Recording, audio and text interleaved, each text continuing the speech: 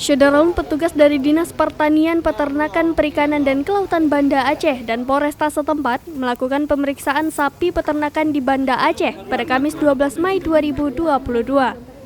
Ketua Fraksi PKS DPRK Banda Aceh, Tuanku Muhammad, ikut turun bersama tim. Petugas melakukan pengecekan ke sejumlah peternak untuk memastikan sapi-sapi di Banda Aceh tidak terpapar penyakit mulut dan kuku atau PMK. Pengecekan yang disertai dengan pengambilan sampel itu dilakukan di kawasan Gampong Batoh, Kecamatan Lungbata, Gampong Mibo, Kecamatan Bandaraya, dan Gampong Lampoh Daya, Kecamatan Jaya Baru.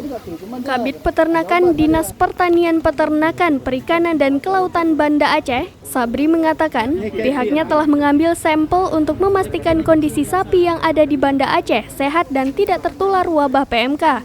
Hal ini menjadi perhatian pihaknya karena kasus PMK sudah terjadi di Aceh Tamiang yang mencapai 1.000 kasus lebih. Statusnya di Aceh Teming itu sudah besar statusnya, sudah berjumlah 1.855 kasus ataupun 5 ekor.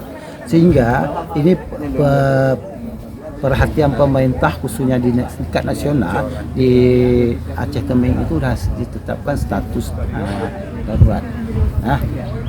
Kemarin Pak Menteri pun sudah turun ke lapangan, juga dari provinsi sudah turun ke lapangan. Jadi alhamdulillah kita di Banda Aceh ini dari laporan masyarakat belum kita terima ini ada indikasi semacam jadi kasus PMK. Jadi PMK ini wabah penyakit mulut dan kuku. Jadi kita bisa melihat ciri-ciri wabah itu dari mulutnya bisa kita lihat kusinya, kemudian dari busanya, lidahnya tuh berluka, kemudian di kukunya pun nanti dia bisa semacam luka lah kita bilang.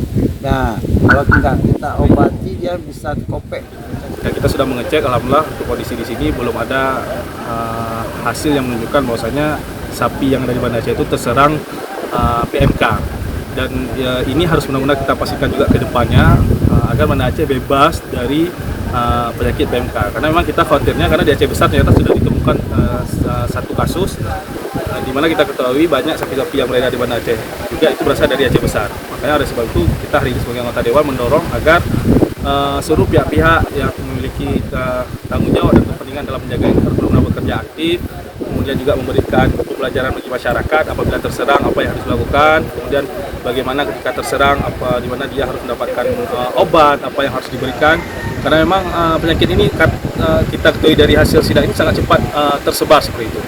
Dan kita hingga hari ini memastikan Banda Aceh masih bebas dari PMK sehingga tidak harus bagi masyarakat tidak harus takut bagaimana kondisi sapi, kambing, dan domba yang ada di Banda Aceh, kita masih aman. Dari Banda Aceh, Muhammad Nasir, Seram Beong TV. Cuma kami satu lagi ini saya tambahkan.